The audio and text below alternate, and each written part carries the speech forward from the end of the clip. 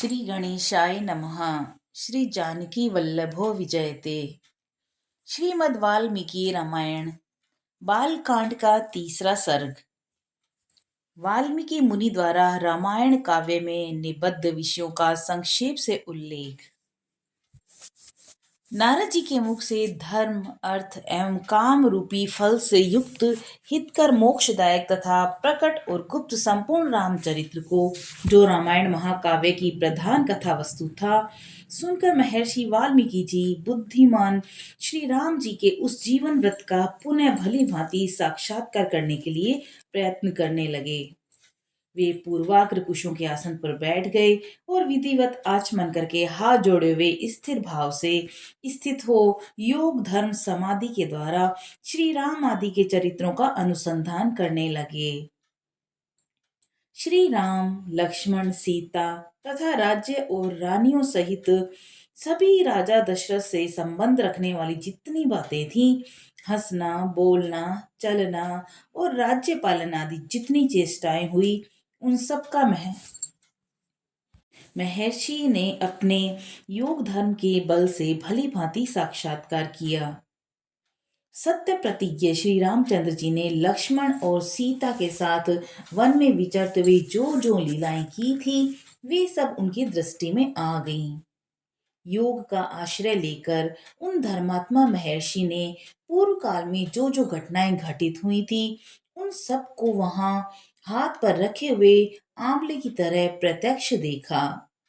सबके मन को प्रिय लगने वाले भगवान श्री राम जी के संपूर्ण चरित्रों का योग धर्म समाधि के द्वारा यथार्थ रूप से निरीक्षण करके महान बुद्धिमान महर्षि वाल्मीकि जी ने उन सबको महाकाव्य रूप देने की चेष्टा की। महात्मा नारद जी ने पहले जैसा वर्णन किया था, उसी के क्रम से भगवान वाल्मीकि मुनि ने रघुवंशी विभूषण श्री राम जी के चरित्र विषयक रामायण काव्य का निर्माण किया।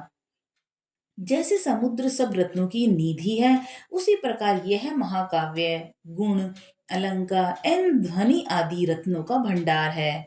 इतना ही नहीं, यह संपूर्ण श्रुतियों के सारभूत अर्थ का प्रतिपादक होने के कारण सबके कानों को प्रिय लगने वाला तथा सभी के चित्त को आकृष्ट करने वाला है।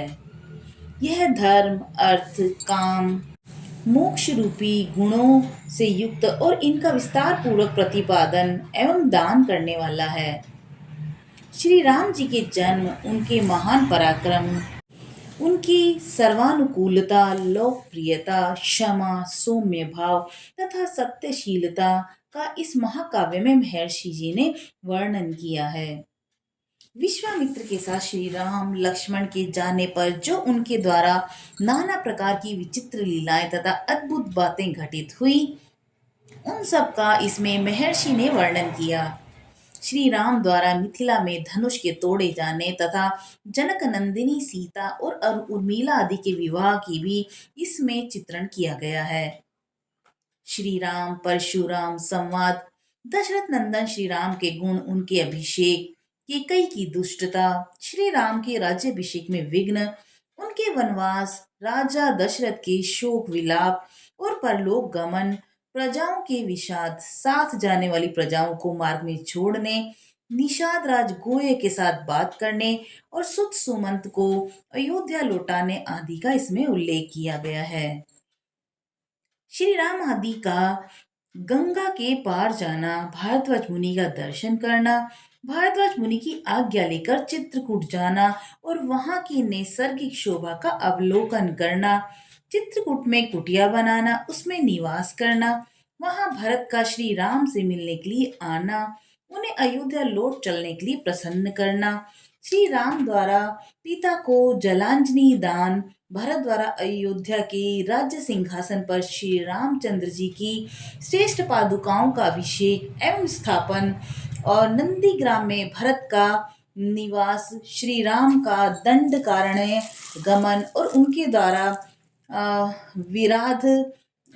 का वध, शरभंग मुनि का दर्शन, सुतीक्ष्ण के साथ समागम, अनसुईया के साथ सीता देवी का कुछ काल तक स्थिति, उनके द्वारा सीता की अंगराग समर्पण, श्री राम आदि के द्वारा अगस्त्य का दर्शन और उनके द्वारा दिए वैष्णव धनुष का ग्रहण, शूर्पणखा का संवाद, श्री राम जी की आज्ञा से लक्ष्मण द्वारा उसका विरूपकरण, उसकी नाक और कान का छेदन, श्री राम द्वारा खर दूषण और तीसरा का वध, शूर्पणखा के उत्तेजित करने से रावण का श्री राम से बदला लेने के लिए उठना, श्री राम द्वारा मारीच का वध, रावण द्वारा विदेह नंदिनी सीता का हरण, सीता के लिए श्री रघुनाथ जी का विलाप, रावण द्वारा गृद्धराज जटायु का वध, श्री राम और लक्ष्मण की कबंध से भेंट और उनके द्वारा पंपा सरोवर का अवलोकन, श्री राम का शबरी से मिलना और उसके दिए हुए फल मूल को ग्रहण करना, श्री राम का सीता के लिए प्रलाप, पंपा सरोवर के निकट हनुमान जी से भेंट, श्री राम और लक्ष्मण का हनुमान जी के साथ मुख पर्वत पर जाना और वहां सुग्रीव के साथ भेंट करना, उन्हें अपने बल का विश्वास दिलाना और उनसे मित्रता स्थापित करना, वाली और सुग्रीव का युद्ध, श्री राम द्वारा बाली का विनाश, सुग्रीव को राज्य समर्पण, अपने पति बाली के लिए तारका का विलाप और शरत काल में सीता की खोज कराने के लिए सुग्रीव की प्रतिज्ञा, श्री राम का बरसात के दिनों में माल्यवन पर्वत के प्रस्त्रवण नामक शिखर पर निवास, रघुकुल सिंह श्री राम का सुग्रीव के प्रति क्रोध प्रदर्शन, सुग्रीव द्वारा सीता की खोज के लिए वानर सेना का संग्रह, सुग्रीव का संपूर्ण दिशाओं में वानरों को भेजना और उन्हें पृथ्वी के द्वीप समुद्र आदि विभागों का परिचय देना, श्री राम का सीता के विश्वास के लिए हनुमान जी को अपनी अंगूठी देना और वानरों को ऋक्षबल स्वयं प्रभा गुफा का दर्शन और उनका प्रत्योपवेशन, प्राण त्याग के लिए अनशन, संपाति से उनकी भेंट और बातचीत, समुद्र लंघन के लिए हनुमान जी का महेंद्र पर्वत पर चढ़ना और समुद्र को लांघना, समुद्र के कहने पर ऊपर उठे हुए मेनाक के दर्शन करना, इनको राक्षसी का डांटना, हनुमान द्वारा छाया ग्रहणी सिंगिका का दर्शन और निगन और लंका के आधारभूत पर्वत त्रिकूट का दर्शन, रात्रि के समय लंका में प्रवेश, अकेला होने के कारण अपने कर्तव्य का विचार करना और रावण के मद्यपान स्थान में जाना, यथोचित सम्मान किया। तदंतर शत्रुओं का संहार करने वाले श्री राम सुवर्ण में दिव्य सिंहासन पर विराजमान हुए और उनके मंत्री और भाई भी उनके पास ही बैठे थे।